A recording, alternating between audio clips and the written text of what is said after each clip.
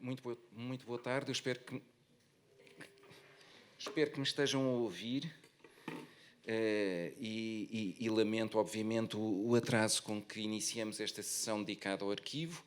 As razões do atraso são amplamente conhecidas e plenamente justificadas. Esta é a segunda sessão da tarde do segundo dia do Congresso Internacional Fernando Pessoa.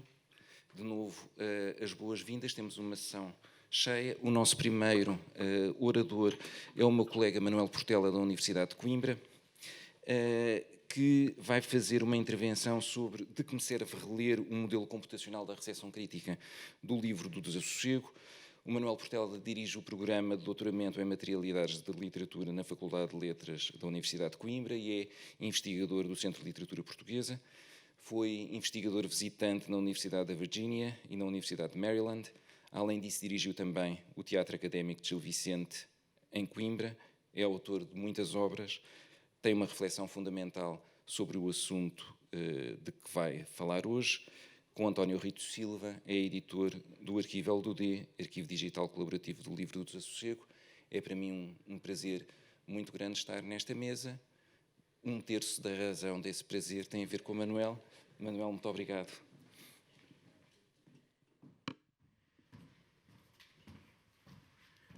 Obrigado, João.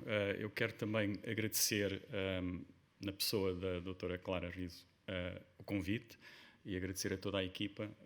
É um gosto para mim estar aqui 4 anos depois da pré-apresentação do arquivo. Eu quero começar por sublinhar que a palavra arquivo, que aparece associada ao arquivo LDD, de certo modo não é teoricamente ajustada para descrever aquilo que nós estamos a tentar fazer neste espaço, ou neste projeto que eu considero um projeto de experimentação com os meios digitais acima de tudo. Eu costumo referir-me também ao arquivo como simulador LDD. E no próximo ano vai sair o livro em que esta teoria é explicitada, e o arquivo no qual nós usamos o livro do Desassossego como instrumento, espaço de experimentação, está a tentar construir um argumento sobre a natureza dos processos literários, sobre a natureza dos processos de leitura, de escrita e de edição. E dentro desse trabalho, que é um trabalho que continuou desde 2017, já mais 4 ou 5 módulos publicados que não estavam em 2017, há um módulo que é dedicado à recepção crítica e no qual estamos a trabalhar agora, e é sobre esse módulo que eu vou falar.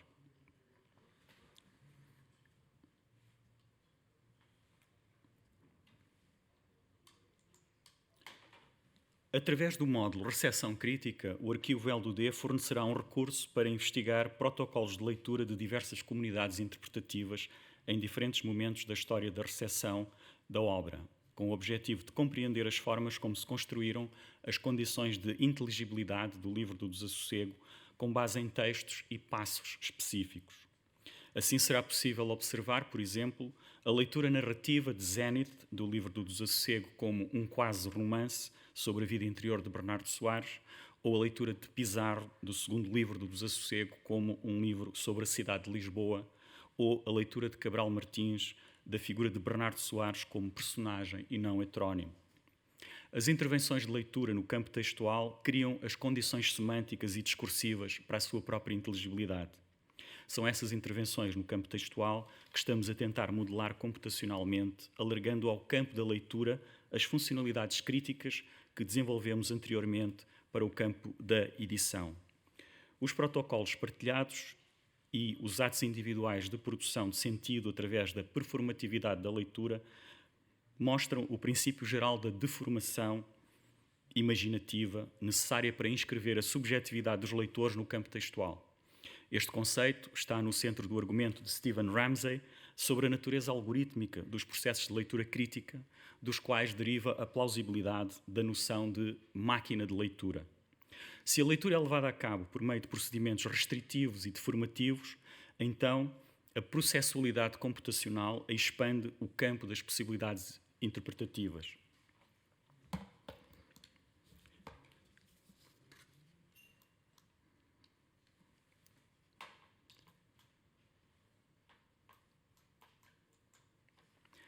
Todas as entidades textuais permitem deformação.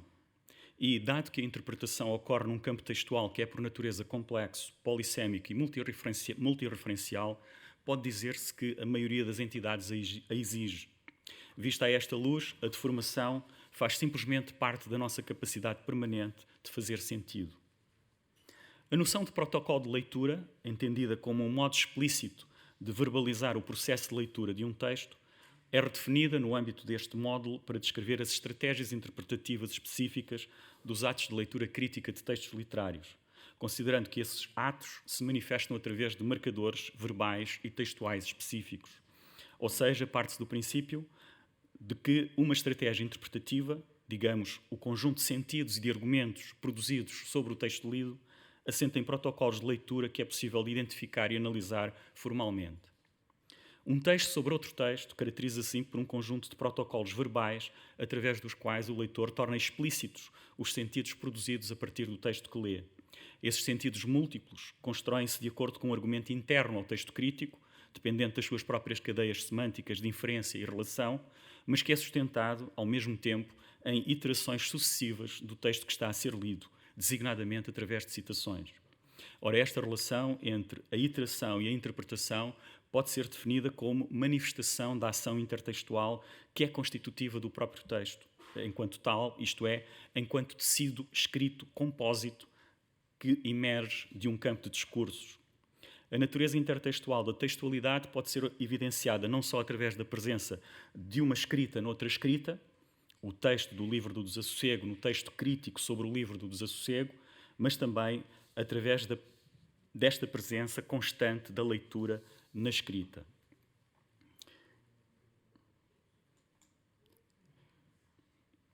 Eu vou mostrar 3 exemplos, não vou ter tempo de os analisar em detalhe, mas os excertos são destes 3 textos de autores que têm lido o livro. Neste caso, as referências, títulos, incipits e datas não identificam apenas textos dos 2 períodos, função referencial, mas servem ao mesmo tempo para o contraste entre os 2 períodos de composição e os temas dos 2 livros.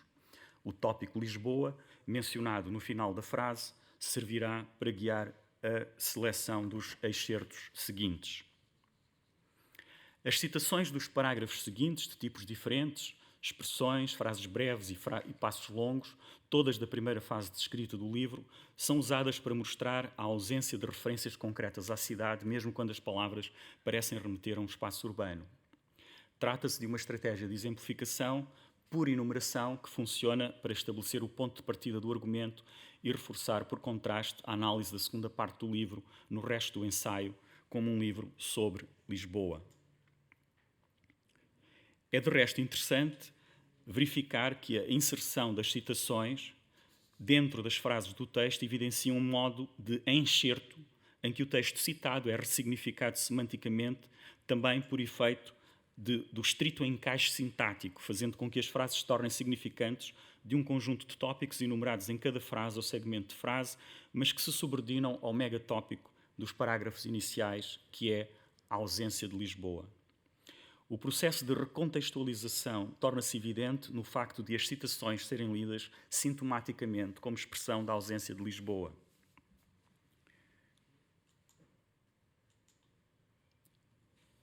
Também aqui é possível notar 2 tipos de enxertos diferentes. A citação encaixada no corpo da frase do intérprete, incluindo a referência parentética, e a citação longa, que funciona com maior autonomia. E a utilização de pequenos excertos, citados inicialmente, como micro-representação do grande excerto transcrito a seguir. A estruturação do argumento sobre as manifestações de escrita, escrita do contabilista e escrita do escritor, é anunciada nessa oposição inicial entre pequenos excertos e depois corroborada pelo longo excerto.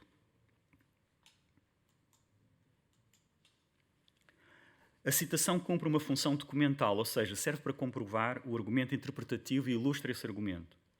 As expressões destacadas inicialmente surgem depois dentro do passo integral, funcionando como âncoras da interpretação proposta. O texto passa a poder ser lido também a partir daqueles 2 eixos de referência. Este modo de citação é igualmente frequente. Um conjunto de expressões são destacadas para evidenciar uma estrutura de sentido no texto e depois o texto em que elas surgem é transcrito na íntegra. Digo, a interpretação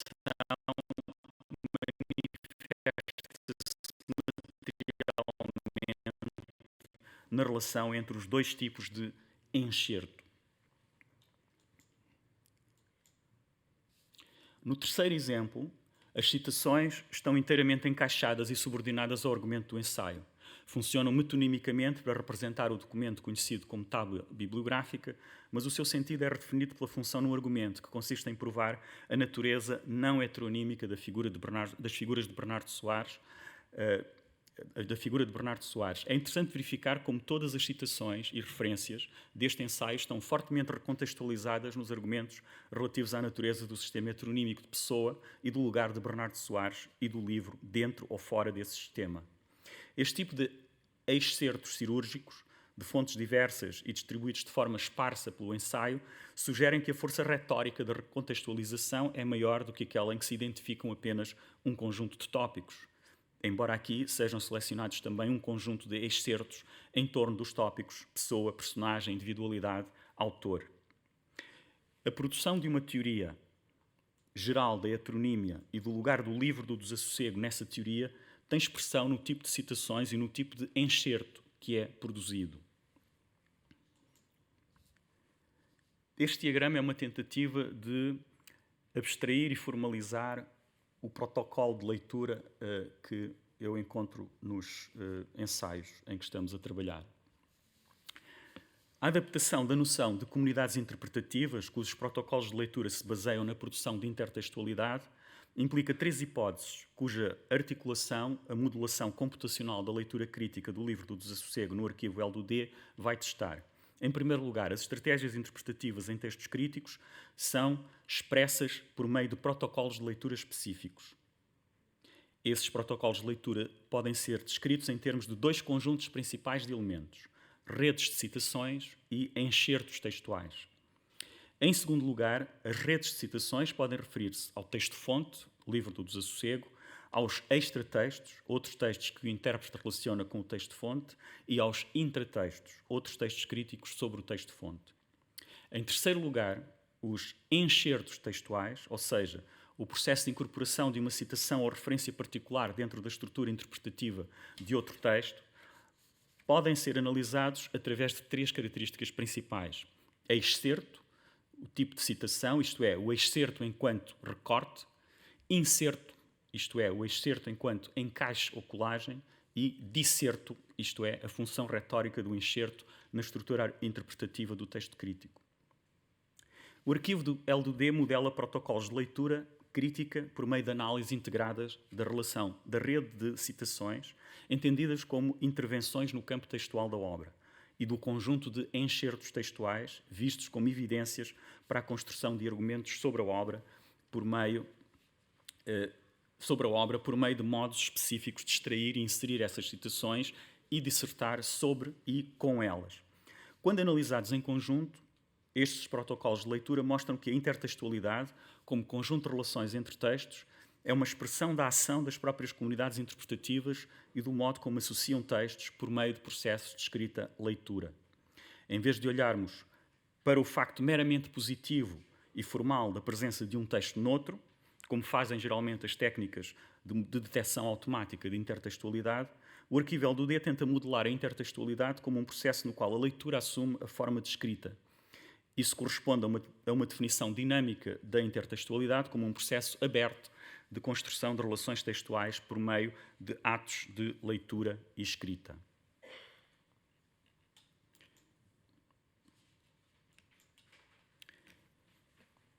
Este diagrama é uma tentativa de sintetizar o modelo que está na base do modo como estamos a construir a codificação e a programação para a análise da recepção crítica. A figura seguinte contém uma descrição, modelo computacional da intertextualidade na recepção crítica do livro do desassossego, contém uma descrição provisória do modelo de intertextualidade na recepção crítica. A componente literária postula que a construção da intertextualidade resulta de atos de escrita e atos de leitura. No primeiro caso, isso inclui relações textuais, referências explícitas, ligando 1A, textos críticos e o livro do Desassossego. 1B, textos críticos e outras obras. 1C, textos críticos e outros textos críticos. Esta computacionalmente por meio da codificação XML daqueles 3 conjuntos de relações, de modo a oferecer várias perspectivas sobre as relações textuais apresentadas sob a forma de visualizações, 1D, e de excertos textuais, 1E. No segundo caso, inclui a rede de protocolos de leitura definida de acordo com 2A, tipo de recorte, excerto, 2B, tipo de colagem, inserto, 2C, função retórica das referências explícitas no texto crítico, disserto. Estas ligações estão modeladas computacionalmente por meio da codificação XML desses 3 conjuntos de elementos do protocolo de leitura, de modo a fornecer múltiplas perspectivas sobre os protocolos apresentados na forma de visualizações, 2D, e de excertos textuais, 2E. A componente computacional, por seu turno, extrai a informação codificada através da análise literária e analisa algoritmicamente aqueles protocolos de escrita e leitura. A hipótese de modelação da recepção crítica desenvolvida no arquivo LDD é de que as estratégias interpretativas se manifestam por meio de protocolos que deixam marcadores no texto e que esses marcadores podem ser analisados e codificados para processamento automático.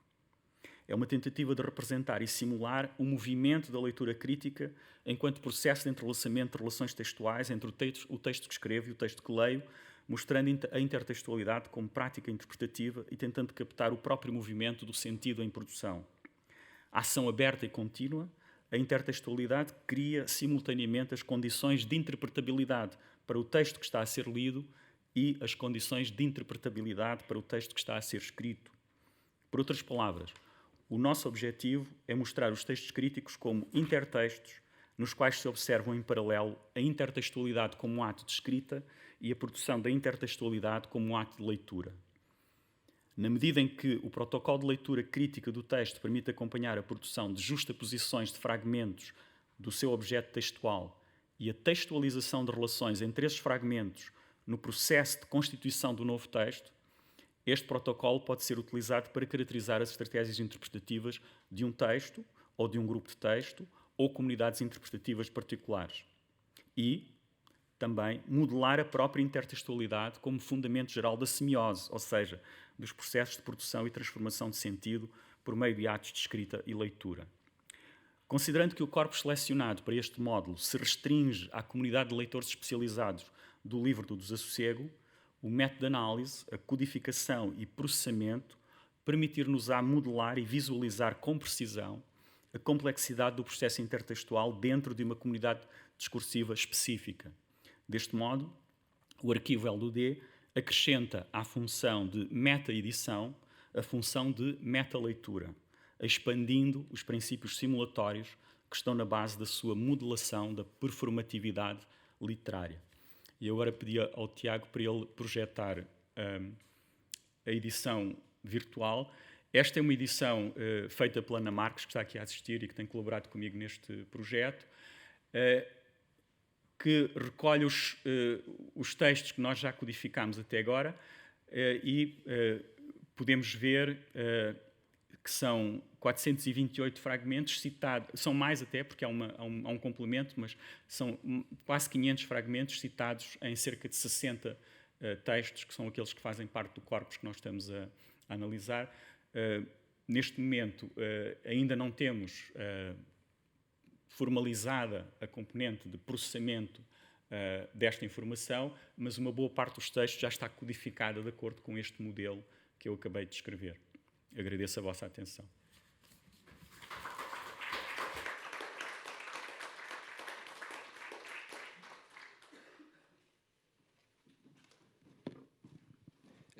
Muito obrigado tanto pela exposição como pelo cumprimento espartano do tempo que estava atribuído. Assim, há um contributo para que retomemos o horário previsto.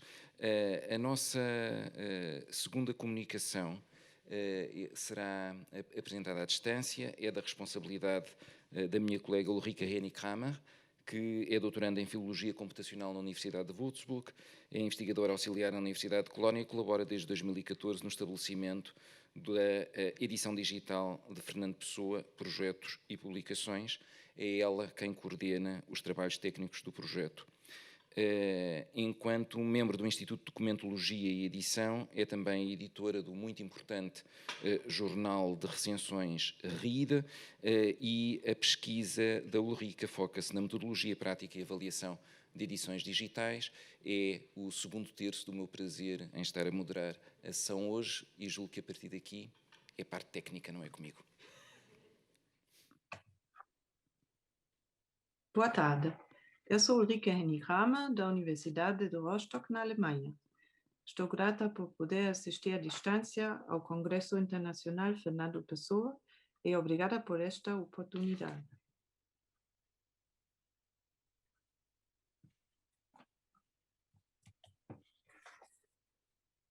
O título da minha apresentação é Arquivos e Edições Digitais de Fernando Pessoa, uma comparação de aproximações editoriais à obra pessoana no Arquivo Pessoa, Arquivo LDOD, em Fausto Digital e pessoadigital.pt, e tem como objetivo comparar os 4 projetos digitais de Pessoa sob a perspectiva da metodologia das edições digitais. A obra de Fernando Pessoa caracteriza-se por um grande número de textos, uma vasta gama de gêneros, perspectivas diversas de autoria concretizadas com a escrita sobre diversas figuras heteronímicas e também por uma dispersão em termos de planeamento, edição e publicação pelo próprio autor.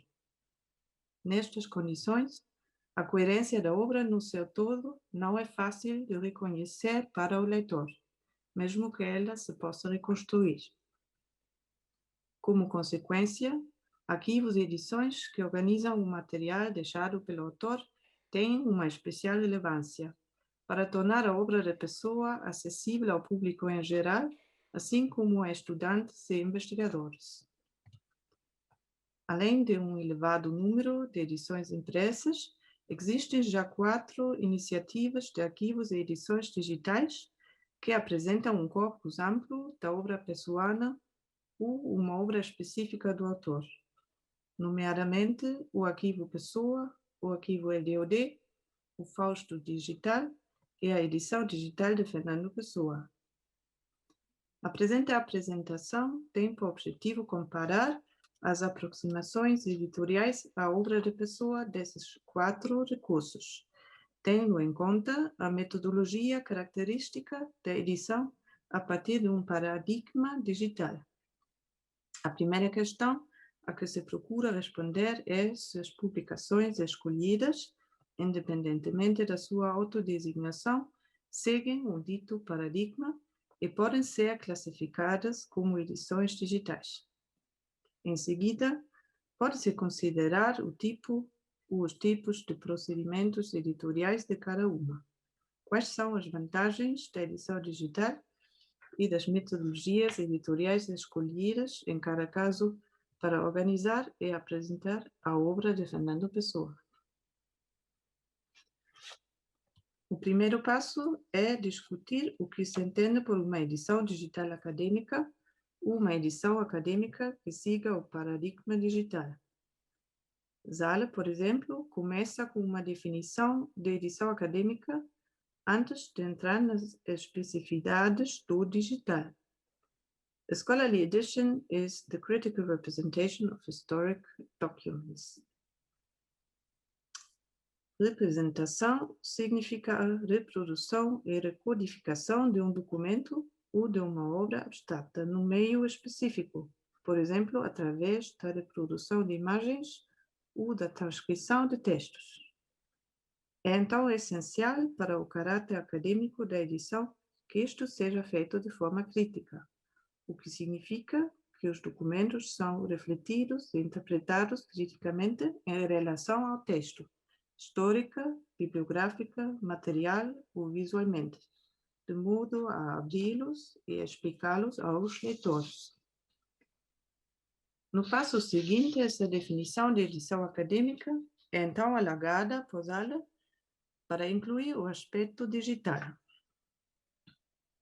Scholarly digital editions are scholarly editions that are guided by a digital paradigm in their theory, method, and practice. Seguindo a sua definição, Zale explica o que entende por paradigma digital. Em primeiro lugar, existem algumas características particulares das edições digitais que resultam simplesmente da digitalização do material impresso, tais como melhor acessibilidade, pesquisabilidade, usabilidade e computabilidade. Depois, há aspectos mais substanciais das edições digitais que surgem da mudança de práticas na sua criação, dos métodos utilizados e dos pressupostos teóricos subjacentes. Estes constituem um paradigma digital no sentido mais estrito, incluem os seguintes aspectos, entre outros. Primeiro, a integração completa de facsímiles digitais dos documentos históricos, que não era econômica com edições impressas. Segundo, a codificação detalhada do texto na edição digital, o que torna possível integrar várias visões do texto e realizar várias formas de apresentação. Terceiro, isto é acompanhado pela chamada transmedialização, ou seja, a separação da representação do texto nos dados e a sua apresentação, por exemplo, na web. E quarto, ao mesmo tempo, as edições digitais caracterizam-se por funcionalidades alargadas e interatividade na sua apresentação, por exemplo, através das possibilidades de navegação, hiperligações e da integração de ferramentas que dão aos utilizadores o controle sobre a edição. Outra característica essencial do paradigma digital é que a publicação se torna fluida. O output é gerado em tempo real a partir dos dados. O estado atual do conhecimento editorial é refletido em cada momento. Já não existe um momento decisivo de publicação. A edição torna-se mais um processo do que um produto. Finalmente, a edição também se torna mais social, uma vez que mais pessoas estão envolvidas conceitual e tecnicamente na sua criação e os utilizadores têm um papel mais ativo. A definição de Zale da edição digital acadêmica e do paradigma digital são bastante abrangentes e também rigorosos. Uma edição digital impressa, digitalizada, não é, portanto, uma edição digital, tal como uma coleção de textos digitais que não tenha sido mais criticamente elaborada, não é uma edição digital acadêmica. Em comparação, a definição de Pierazzo de uma edição digital acadêmica é mais descritiva e aberta. When not only the working methods are digital, but also the outcome or one of the outcomes of such a work, then we can normally talk of digital edition.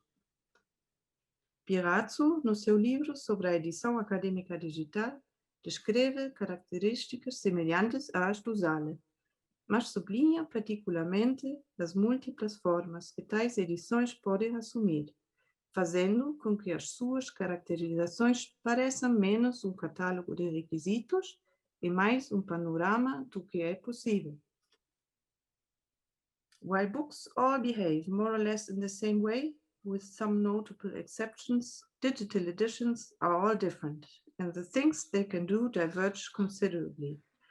This is because while the print technology has developed standard editorial templates and formats, more or less constrained by the physical boundaries of pages and bindings, the digital medium is still experimenting with the available possibilities and is not limited by space. This perhaps represents one of the most compelling reasons why we should produce digital editions to begin with, namely because it is possible to do new things that were not possible before.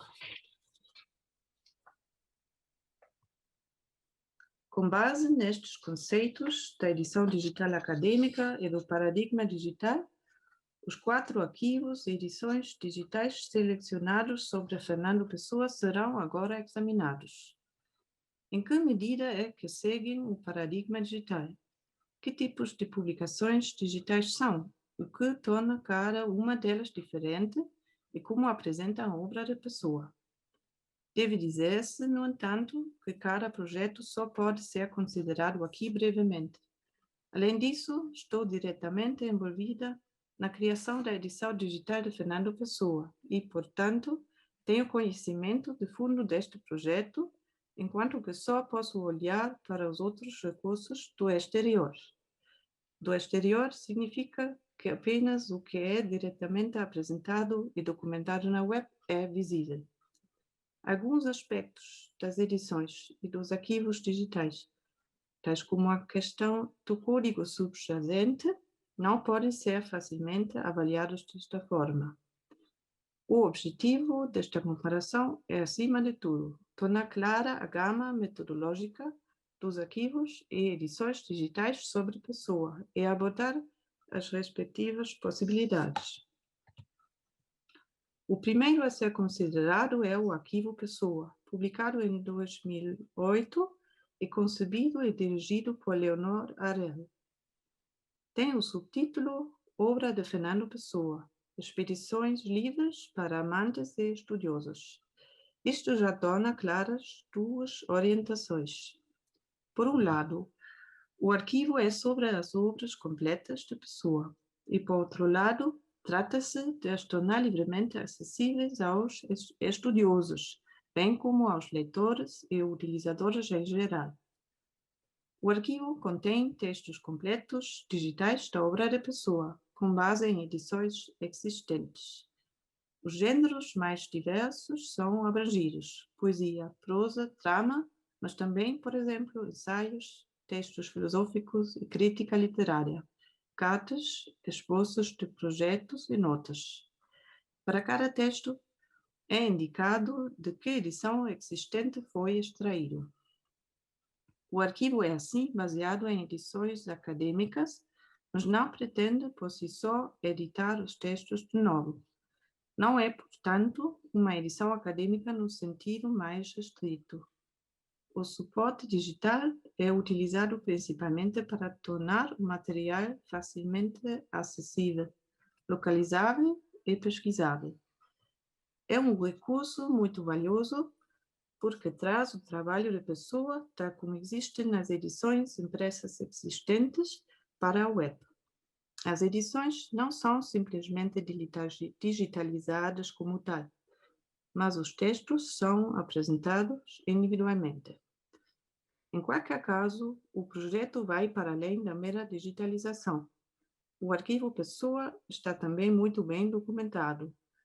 Os objetivos do projeto, o corpus textual e os métodos são explicados em pormenor. É também complementado pelo portal Multipessoa, um projeto multimídia que foi originalmente criado como CD-ROM. Para além dos textos completos digitais, são também integrados aqui imagens e são criadas abordagens didaticamente preparadas para apresentar a obra da pessoa. No entanto, não é claro que forma de código está por detrás do projeto. Dos seus aspectos do paradigma digital mencionado, o arquivo Pessoa cumpre, acima de tudo, os 3 últimos: funcionalidades alargadas e interatividade na sua apresentação.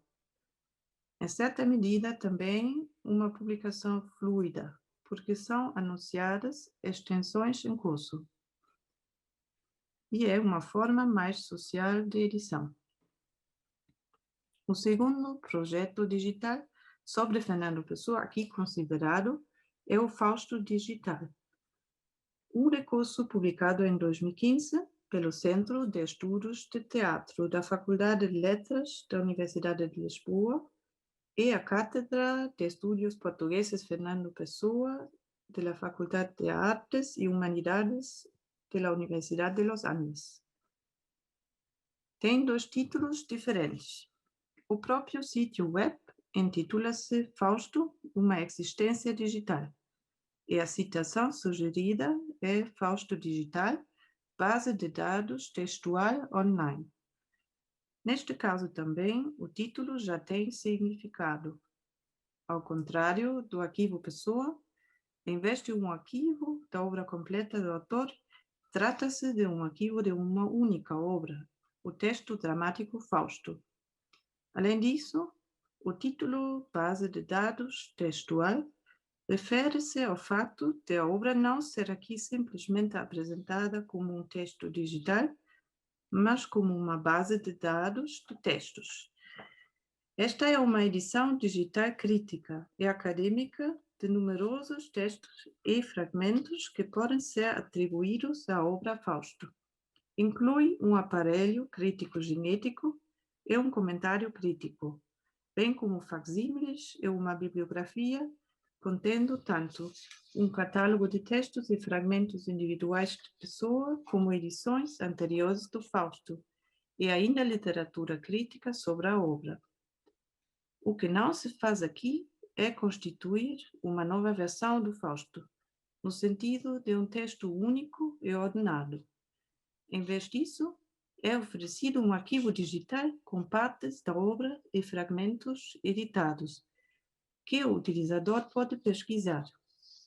O meio digital é aqui utilizado para abrir um acesso interativo aos textos associados ao Fausto de Pessoa, que é muito especializado, abrangente e preparado criticamente.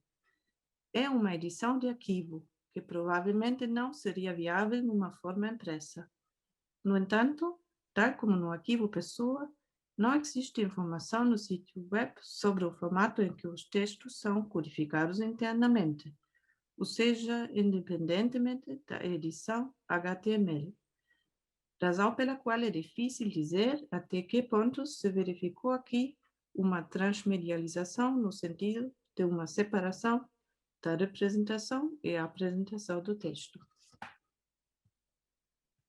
Similar ao Fausto digital, o arquivo digital colaborativo do livro do Desassossego, o arquivo LDOD, centra-se numa única obra de Pessoa, neste caso, uma obra em prosa que também só sobreviveu sob a forma de documentos individuais associados a ela.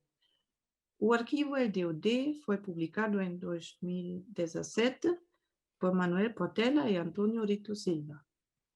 Tal como o arquivo Pessoa e o Fausto Digital, o foco aqui é também a ideia de arquivo ou de um arquivo de edições individuais.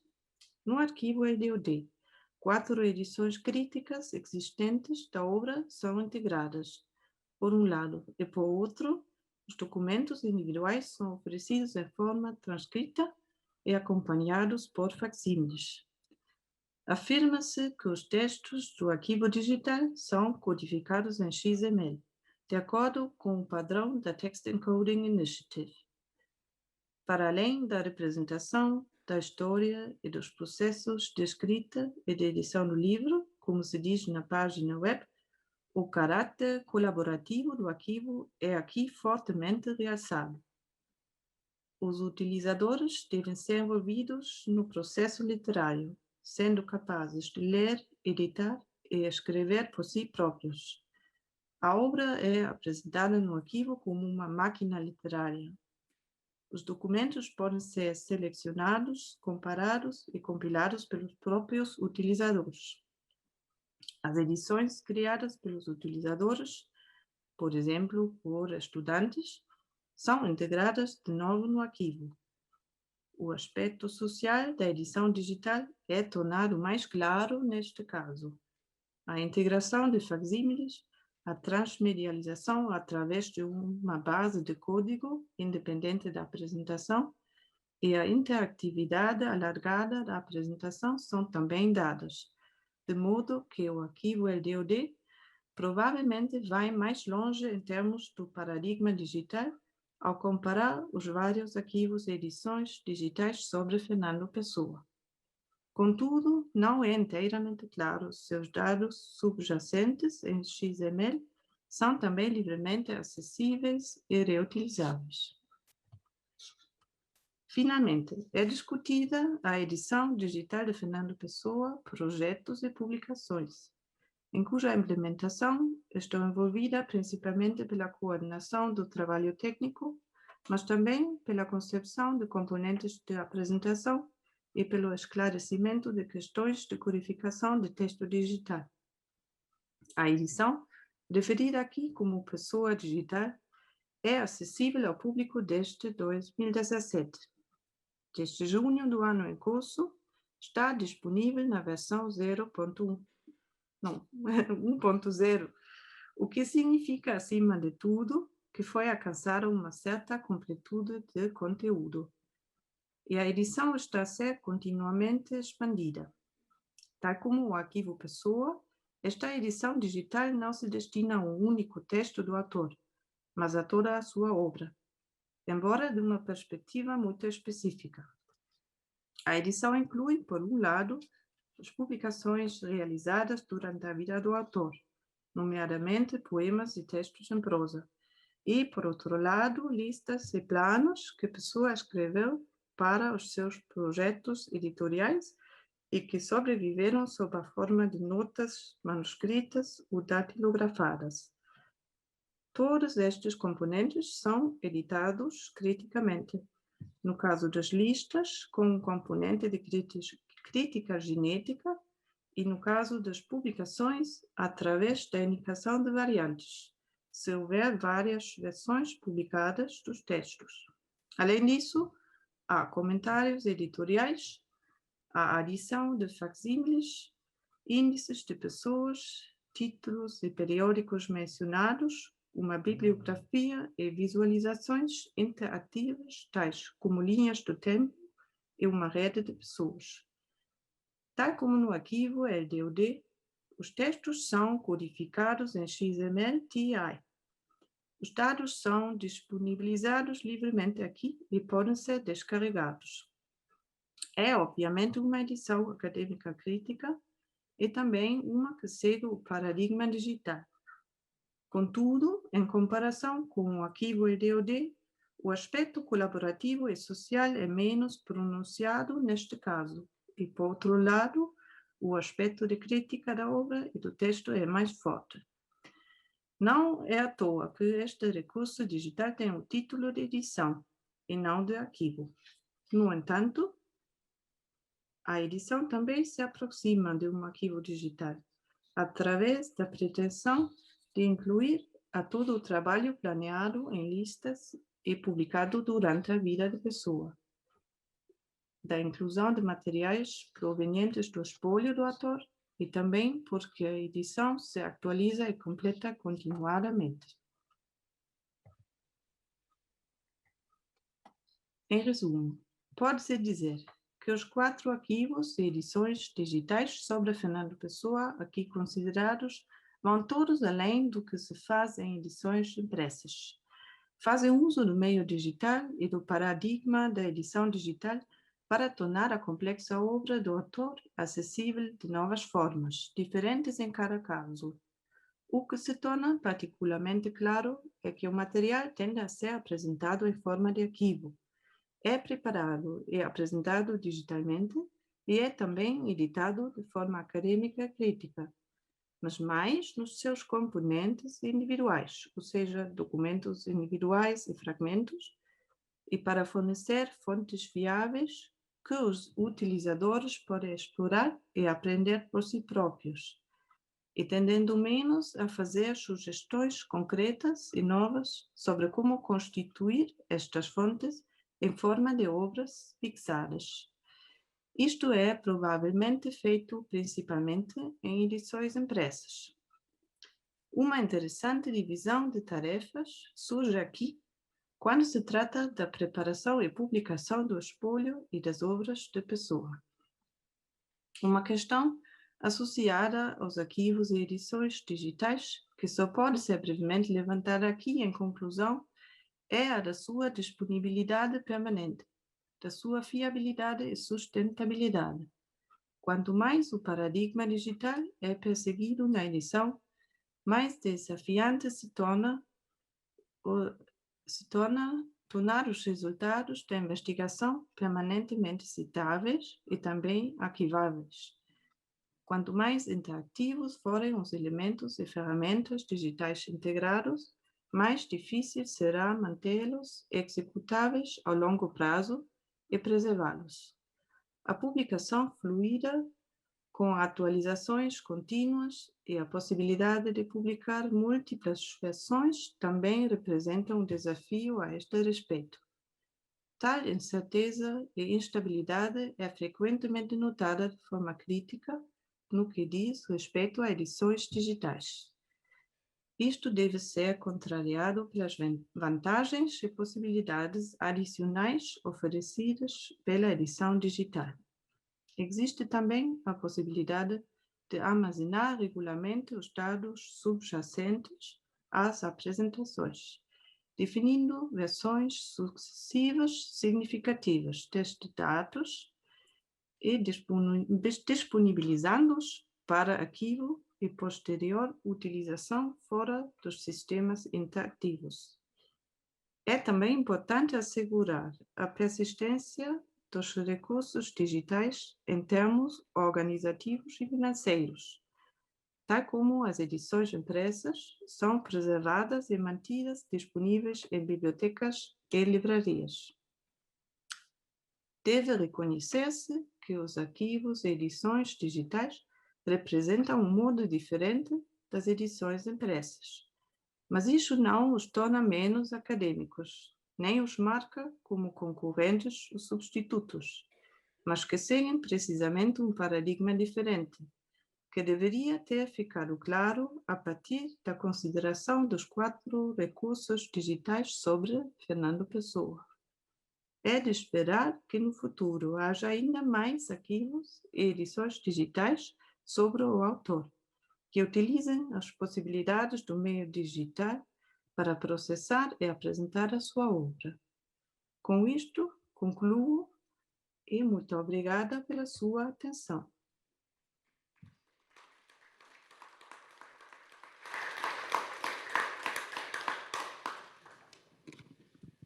O nosso agradecimento, Paulo Rica, por esta apresentação tão organizada e clara e num português admirável. Sem mais delongas, passaremos à terceira intervenção desta segunda sessão da tarde. Cabe ao professor Fernando Cabral Martins, que é professor jubilado da Universidade Nova de Lisboa. Publicou, além de antologias críticas como Poesia Simbolista Portuguesa, livros de ensaio sobre vários autores, nomeadamente Cesário Verde, Mário de Sá Carneiro, Mário Cesarini, Fernando Pessoa.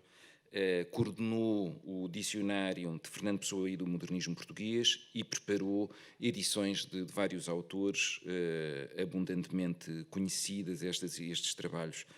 Além disso, publicou livros de ficção, nomeadamente Ao Cair da Noite, O Deceptista, A Flor Fatal e Táxi.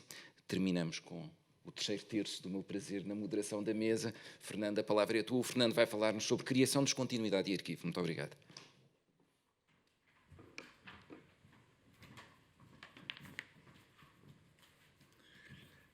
Ora, muito boa tarde a todos e a todas. Eu agradeço o convite para estar aqui. É um grande prazer poder partilhar convosco algum do meu trabalho sobre o Pessoa e a receber também os vossos contributos tão generosos. E só antes de começar a minha apresentação, citar um outro arquivo pessoano que existe e que é o arquivo da teorização literária de Fernando Pessoa, que, digamos, é um subcapítulo de um website que se chama Modernismo, Arquivo Virtual da Geração de Orfeu. É também um arquivo que se destina a um tema específico que é a teorização literária, mas que pretende ser exaustivo nesse campo. Quanto à minha apresentação, eu vou-vos propor a análise de 2 conceitos. a interrupção e a montagem, que são relevantes para a compreensão da escrita de Pessoa. Interrupção. Se lermos a descrição que Pessoa faz na carta de 1935 a Adolfo Casais Monteiro, do dia triunfal do aparecimento dos heterónimos, percebe-se que Álvaro de Campos é o coração de todo o processo. De facto, é Álvaro de Campos quem aparece a escrever a ode triunfal que termina e culmina esse dia triunfal e lhe dá sentido. Mas a característica mais forte da ode triunfal é o ter sido escrita por Álvaro de Campos sem interrupção nem emenda. Esta é a manifestação de força máxima do poeta novo. Lembre-se a este respeito o artigo que Pessoa publica em 1934, O Homem de Porlock, a partir de uma citação de Coleridge, em que comenta a interrupção na constituição do poema, que, por assim dizer, se torna real no momento em que é interrompido. Maria Irene Ramalho, que tem comentado várias vezes este artigo, liga-o precisamente a essa conjugação entre aquilo a que chama uma autoconsciência interruptiva e a produção de um objeto escrito. Geralmente, os textos que Pessoa deixou estão incompletos, mas não estão incompletos só por causa das lacunas que têm, das frases que ficaram inacabadas por rapidez de execução ou por cada um deles representar apenas uma parte de um texto maior nunca concluído. Além dessa incompletude, há ainda aquela que tem a ver com aquela cicatriz que resulta de uma ruptura originada do exterior. Tal ruptura é uma mudança de estado, uma passagem, um corte, uma alteração, uma modificação que revelam a vida, a presença da vida. Assim, a interrupção realiza, no caso de Pessoa, o ideal vanguardista de síntese entre a vida e a arte. Mas há uma consequência, a perda da coerência do sentido, que desvirtua toda a experiência e todas as ideias que resultam da experiência. Vou dar exemplos do que acabo de dizer, retirados dentre aqueles rubaiyat que Pessoa escreve a partir de meados dos anos 20, mas poderíamos encontrar exemplos em toda a sua obra. Num dos rubai, então, que o Pessoa escreve à maneira de Omar Khayyam, lê-se: nega a verdade, que a verdade é essa. E lê-se num outro rubai que a perda da verdade ou a crise do sentido desfazem toda a possibilidade da expressão de si. Cada um compreende só o que sente. O foco está, então, na perda de ligação entre o texto e o leitor, mesmo que o leitor seja o próprio escritor que acabou de escrever o texto. O poema, uma vez escrito, torna-se parte da realidade. O poema escrito separa-se de quem o escreveu de tal modo que essa exteriorização se torna um estranhamento. Como se lê num outro rubai: assim meus versos são o que eu não fiz. Mais ainda, a interrupção atinge a identidade. É um outro nome da Spaltung, da cisão do eu. Cito agora um fragmento do livro do Desassossego sobre Omar Khayyam. Omar tinha uma personalidade. Eu, feliz ou infelizmente, não tenho nenhuma. Do que sou numa hora, na hora seguinte me separo. Do que fui num dia, no dia seguinte me esqueci. Quem, como Omar, é quem é, vive num só mundo, que é o externo. Quem, como eu, não é quem é, vive não só no mundo externo, mas num sucessivo e diverso mundo interno. É perante esta constante interrupção do sentido que o próprio processo de escrita perde um valor central da arte clássica, que é a organicidade. É uma poesia inacabada que o já citado hoje Jorge de Sena afirma na introdução que escreve para o livro do Desassossego, em 1964, ser efeito de uma incapacidade. E vou citar essa passagem. Pessoa não é, tenhamos paciência, e eu postumamente também, um Dante, um Camões, um Goethe, um Shakespeare ou um Milton. É que ele sofre de incapacidade para a realização estética e sofre de uma doentia consciência do inacabado. No entanto, não parece verosímil o diagnóstico de incapacidade aplicado à Pessoa. Na verdade, a poesia de Pessoa é inacabada porque é inacabável. Em termos de bibliografia material, isso é provado até pela precariedade de todos os seus construtos editoriais, desde o primeiro livro da Ática, em 1942, até aos livros de hoje. O inacabamento em Pessoa é estrutural. A sua incapacidade de realização estética é epistemológica. É como a Catedral da Sagrada Família, de Gaudí, a que Mário de Sá Carneiro, quando passou por Barcelona, chamou Catedral Paúlica, e que é, na verdade, uma arquitetura de ruínas.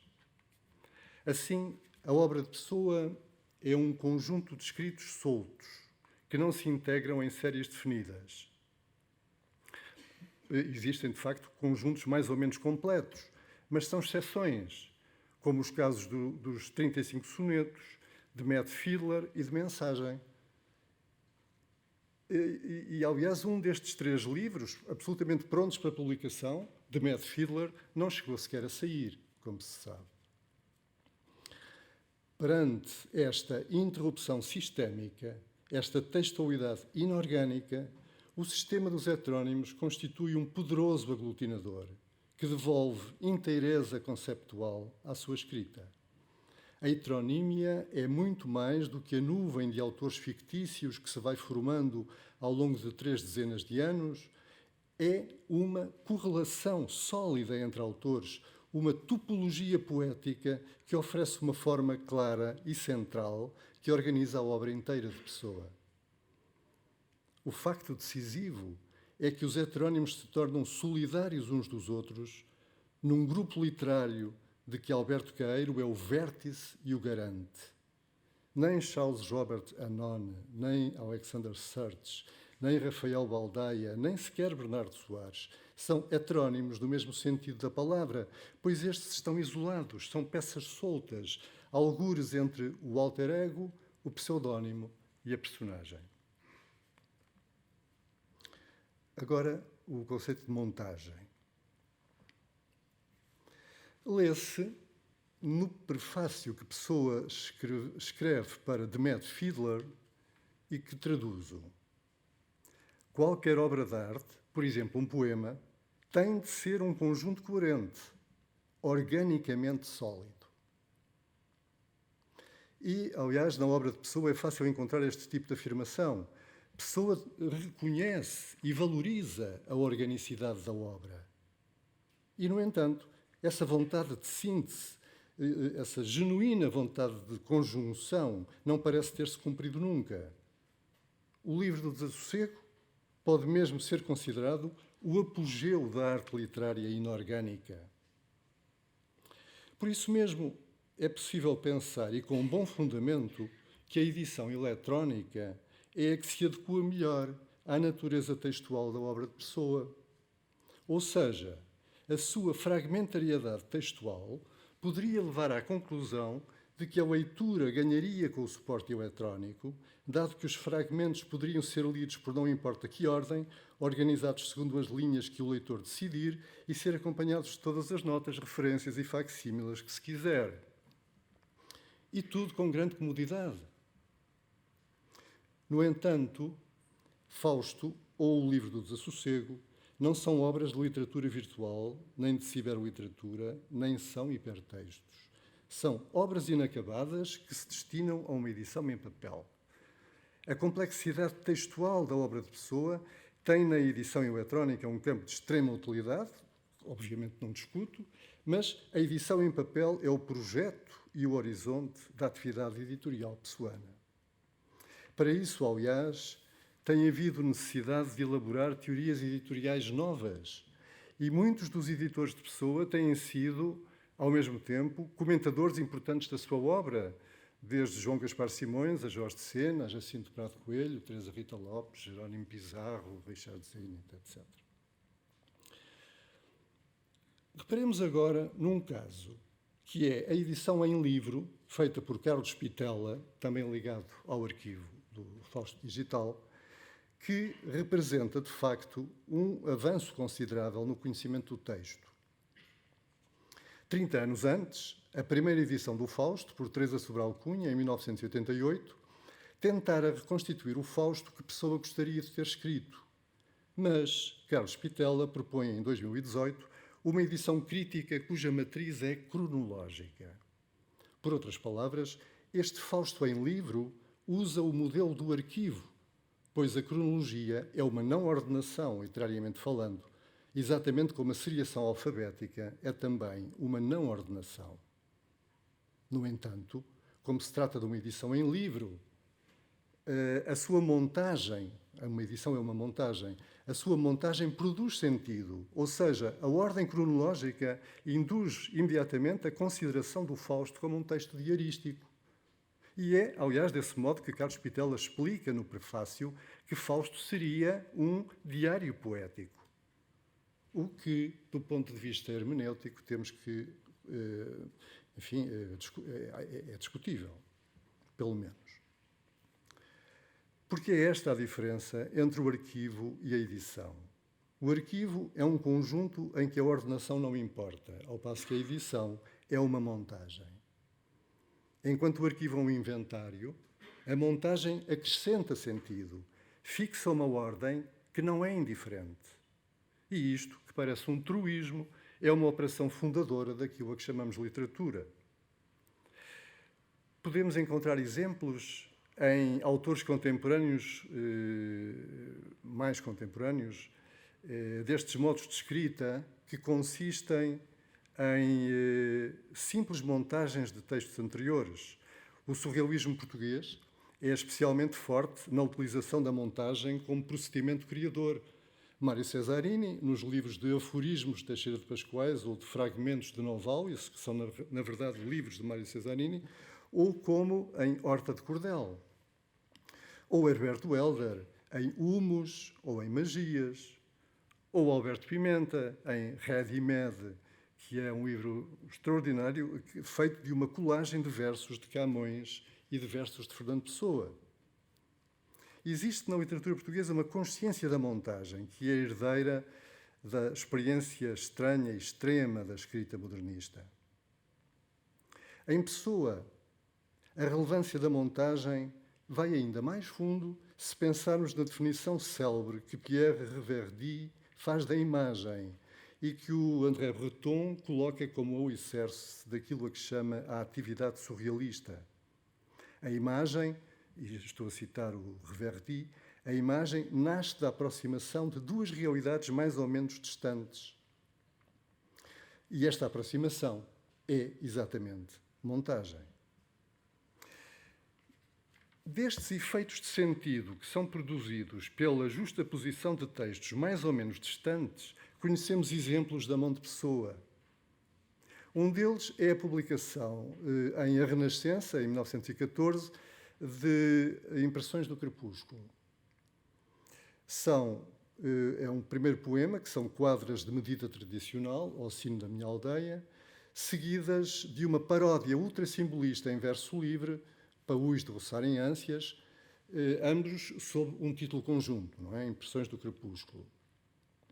Outro exemplo é o modo como aparece Álvaro de Campos em Orfeu, em 1915, num conjunto de dois poemas em que a ode triunfal é precedida de um opiário decadente.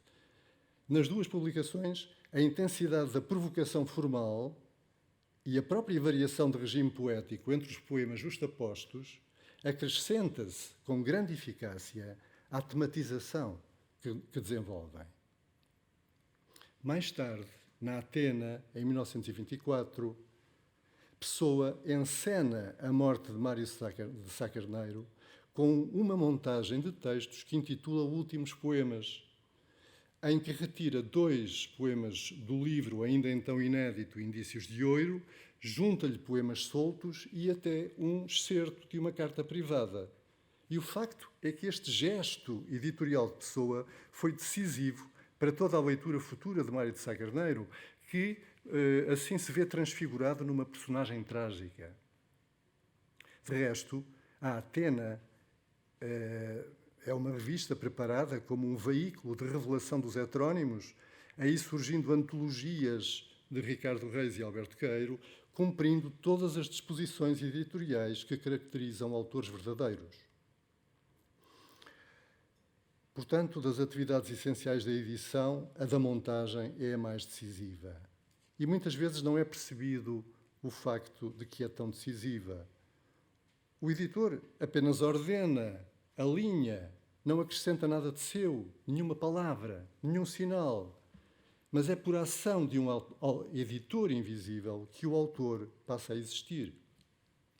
Ora, o trabalho da montagem é conhecido e praticado por Pessoa ao longo da sua obra, sobretudo nas estratégias de publicação que referi. Mas é preciso dar um último passo. É que Pessoa também escreve poemas a partir de um mecanismo de montagem. Vejamos, como exemplo desse procedimento, o poema Eros e Psique, que é o último poema de Pessoa publicado na Presença. Eros e Psique é um poema, todos conhecem, sobre uma princesa que dorme à espera de um infante que a venha acordar, mas, no momento do seu encontro, a conclusão é inesperada. O infante vê que ele mesmo era a princesa que dormia. Repare-se que o poema tem um mito grego por título. Eros e Psique são as representações do corpo e da alma, e a sua é uma história de amor que fala da contradição entre o desejo sexual e a elevação espiritual, mas tem um final feliz, o que sugere que Eros e Psique são complementares e até indissociáveis. O poema tem depois uma epígrafe templária, que eu vou ler. E assim vedes, meu irmão, que as verdades que vos foram dadas no grau de neófito e aquelas que vos foram dadas no grau de adepto menor são, ainda que opostas, a mesma verdade. Por via desta epígrafe, a crítica em geral, incluindo exegetas tão diferentes como António Quadros ou Fernando J.B. Martinho, considera que Eros e Psique é um poema iniciático que representa um ritual de iniciação. No entanto, lembro-me do que escreve a este respeito Pessoa na carta sobre a gênese dos heterónimos que já citei, e é isto: não pertence a ordem iniciática nenhuma. A citação, epígrafe ao meu poema Eros e Psique, de um trecho do ritual do 3º grau da Ordem Templária de Portugal, indica simplesmente, o que é facto, que me foi permitido folhear os rituais. Por estas palavras, creio que Pessoa afirma que, na sua opinião, a epígrafe templária não é sobredeterminante. Depois, o poema, propriamente dito, tem, em jeito de contraluz intertextual, o conto dos irmãos Grimm, A Bela Adormecida. Este conto é claramente o modelo do poema, mas o final difere por completo do modelo. Ou seja, o poema tem uma dimensão performativa. Na verdade, é a última publicação que o Pessoa faz na Presença, que é marcada em 1932 pela publicação da Autopsicografia e em 1933 pela publicação da Tabacaria, de Álvaro de Campos. Ao surgir no ano seguinte, Eros e Psique vem na sequência quer do tema do fingidor de Autopsicografia, quer do facto da sua dissociação no poeta Álvaro de Campos, autor daquela que é uma óbvia obra-prima, Tabacaria. Talvez, portanto, nesse contexto, a reivindicação de unidade que faz o poema Eros e Psique seja mais clara. Tal como o poeta finge o que sente, e tal como Pessoa e Álvaro de Campos são o mesmo, O infante e a princesa também coincidem. O paradoxo é o outro nome da verdade. A unidade dos contrários é a equivalência dos sucessivos planos da montagem, que são um título pagão, uma epígrafe templária, uma história infantil, ou quase, e uma assinatura única de um poeta que é vários. Obrigado.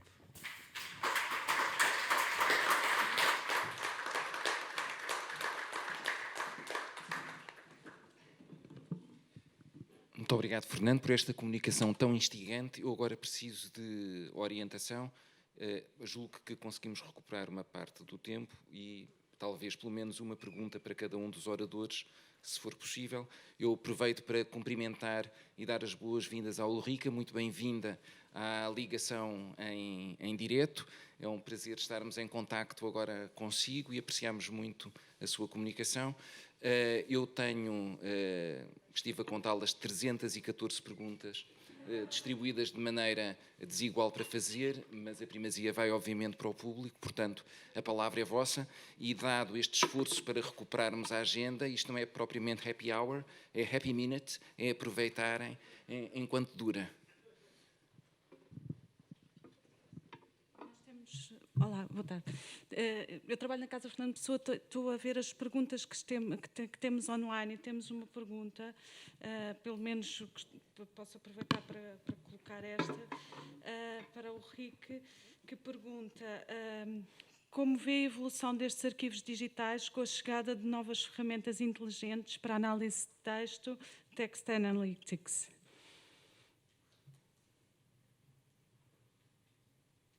Pode repetir a primeira parte, por favor? Como vê a evolução desses arquivos digitais com a chegada da... Se calhar assim é mais fácil. Como vê a evolução desses arquivos digitais com a chegada de novas ferramentas inteligentes para análise de texto digital, Text Analytics? Se entendo bem, a pergunta é sobre a relação entre os métodos de Text Analytics e as edições? Exatamente. Eu pelo menos ok. Assim, sim. Pois parece-me que o único arquivo desses 4 que já aproveita dessa relação é o arquivo LDOD. Então, talvez o Manuel Portela seja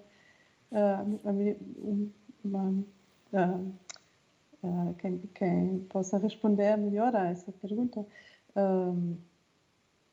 Acho que aqui há mais potencialidade, pode-se fazer muito mais do que editar. Então, analisar os conteúdos editados e com a codificação dos dados em formatos estruturados, como já se faz em algumas das edições, abre-se possibilidades de análise. Mas então já não é para mim a tarefa de editar propriamente, mas vai mais além disso, ao análise. Sim.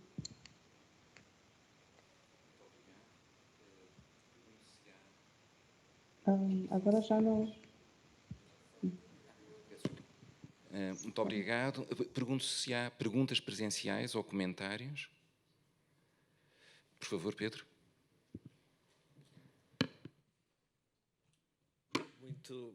Muito obrigado pelas excelentes comunicações, de que gostei muito, e cumprimento a Ulrica pelo seu excelente português, e é realmente admirável como é que ela estudou português já há alguns anos e de facto tem um domínio impressionante de português. Gostava de colocar uma pergunta ao Fernando Cabral Martins. Eu vou tentar formular brevemente, embora seja uma questão complexa. Se eu percebi bem a sua ideia de partida, é que, no fundo, a ideia de montagem está implicada numa ideia de edição e que, portanto, essa montagem e que, por outro lado, uma ideia de arquivo ou de edição mais próxima do arquivo prescindiria dessa ideia de montagem. O que eu me pergunto é se, ainda que enfim, alguns projetos editoriais que eventualmente se apresentam como arquivos possam prescindir de uma ideia mais forte de montagem, talvez. O que eu vejo, assim, de forma mais imediata, como possível diferença entre projetos de edição digital e edição em livro, pensando, por exemplo, no Pessoa Digital e no arquivo L2D, seria que, no fundo, ambos os projetos, e isto aplica-se também, pelo menos ao Fausto Digital, parece-me que não prescindem de uma ideia de montagem, no sentido em que oferecem possíveis organizações da obra. O que eu me pergunto é se a questão não estaria mais, não poderia ser colocada ao nível da ideia de que estes projetos apresentam diversas possibilidades organizativas e, portanto, diversas possibilidades de montagem da obra e de acesso a essa obra. Isso é particularmente visível no arquivo L2D. Nós temos diversas formas de aceder à obra a partir da organização que é oferecida. Isso aplica-se também ao Pessoa Digital. Nós podemos, por exemplo, aceder à poesia publicada em vida de pessoa, ou às publicações em vida de pessoa, apenas a partir da poesia, ou apenas focando uma versão específica de um poema, ou aproveitando a visualização das suas diversas versões, por exemplo. Enquanto que, pensando no livro, o livro terá que decidir imediatamente por uma montagem. Quer dizer, aqui a diferença poderia ser entre uma pluralidade de montagens que é oferecida e a escolha que o livro é obrigado a tomar por uma das montagens. Pensando até na edição do Fausto em livro, parece-me que, embora prescinda de um gesto forte de montagem ao optar pela organização cronológica dos textos, isso acaba também por ser um gesto editorial de montagem, não é? Do qual não é possível, na verdade, prescindir. O que uma edição digital poderá oferecer, por contraponto a essa organização em livro, é que poderá oferecer um acesso à obra cronológico, assim como temático, assim como outras modalidades de acesso. Quer dizer, não sei se concorda com esta ideia de que o digital poderia oferecer mesmo que a edição se apresente como arquivo, não a ideia de prescindir dessa montagem, mas uma ideia de oferta de diversas montagens possíveis, por contraponto ao livro, que teria de tomar uma decisão mais específica por uma montagem possível. Obrigado. Muito obrigado, Pedro, pela sua pergunta, que me torna possível talvez clarificar um ou dois pontos importantes, o primeiro dos quais é que nada do que eu disse é valorativo relativamente a nenhuma forma de edição. Como não podia deixar de ser, não é? Não há aqui nenhuma espécie de competição entre edições. Cada uma tem o seu papel, tem a sua função, serve para as suas coisas, e as potencialidades que oferece a edição eletrónica são de tal modo extraordinárias e surpreendentes que elas têm que ser exploradas ao máximo, e é esse o trabalho que nós estamos a fazer e havemos de continuar a fazer. Os pontos para que eu queria chamar a atenção eram pontos de caráter formal, conceptual, e que têm a ver com a natureza da escrita e a natureza da escrita de pessoa, o conhecimento da escrita de pessoa, e que podem ajudar quer à edição em livro, quer à edição eletrónica, desde o momento em que eles sejam considerados como relevantes para a caracterização da escrita de pessoa. O primeiro é essa ideia de interrupção. Enfim, mas o Pedro falou da ideia de montagem. A questão da montagem, no caso do Pessoa, que eu tentei, enfim, sobrevoar rapidamente, tem a ver com escrita, na verdade. Tem a ver com escrita, ou seja, a montagem é um modo de escrita. E é um modo de escrita que, precisamente, o modernismo desenvolveu muito, não é? A montagem não é uma descoberta do modernismo, porque a montagem sempre existiu. Sei lá, os cantos homéricos são produto de uma montagem, não é? É um conjunto de textos soltos que são organizados por um editor, não é? Que organiza um todo de 24 capítulos. Portanto, isso é uma montagem, não é? Portanto, sempre existiu, mas o modernismo deu a procedimento, não é? Um valor absolutamente capital. Eu não vou por aí agora, não vale a pena, é só para referir que, que eu vejo o Pessoa e a escrita do Pessoa integrada nesse contexto, e sendo uma caracterização da sua escrita, é ao mesmo tempo também marca especialmente visível no texto impresso em suporte de papel, porque a edição eletrónica escapa um pouco à obrigatoriedade de uma ordem. Escapa um pouco, não, completamente, não é? Escapa por completo à necessidade de qualquer ordem, não é? E, na verdade, uma ordem, ou a ordenação que um livro oferece, não é uma limitação, é uma escrita. E, como tal, eu suponho que o Pessoa tinha essa ideia, sabia que isso era assim, mas foi alguma coisa que talvez o tenha maniatado, talvez o tenha paralisado até, porque era um trabalho que talvez não lhe interessasse tanto, talvez fosse uma coisa que não lhe interessava tanto, mas ele tinha perfeita consciência disso. Daí que o livro, ou a edição do Fausto, do Carlos Pitela, que pretende ser uma edição quase neutra do ponto de vista da produção de sentido, produz sentido. E ele próprio o reconhece e assume. Portanto, não há nada a fazer. Fazer uma edição é escrever um livro. E é, portanto, um texto longo, não é? É um texto que é feito de outros textos, não é? E depende. O Eros e Psique é um texto feito de pequenos textos. Montagem de pequenos textos. Podem ser textos de diferentes grandezas, de diferentes tamanhos, e podem ter portanto, diferentes dimensões, mas, portanto, quer a interrupção como fator de instabilidade sistémica, digamos assim, quer a montagem como consciência da interação de sentido entre um texto e outro, ou entre uma passagem de texto e outro, parecem-me que estão muito vivas na escrita de Pessoa, e foi disso que eu tentei falar. Só um breve comentário. No fundo, a minha ideia era que o digital não escapa, no fundo, a essa ideia de ordenação ou de organização, mas o que faz é oferecer várias possibilidades, não é? Mas essas possibilidades também são escolhidas pelos editores, não é? Portanto, no fundo, também há uma montagem implícita, não é? O que não é uma montagem única, não é? O livro parece-me que tem que optar por uma só ordenação, não é? E a edição digital oferece várias, não é? E nesse sentido, não apenas uma. Pronto, era só isso.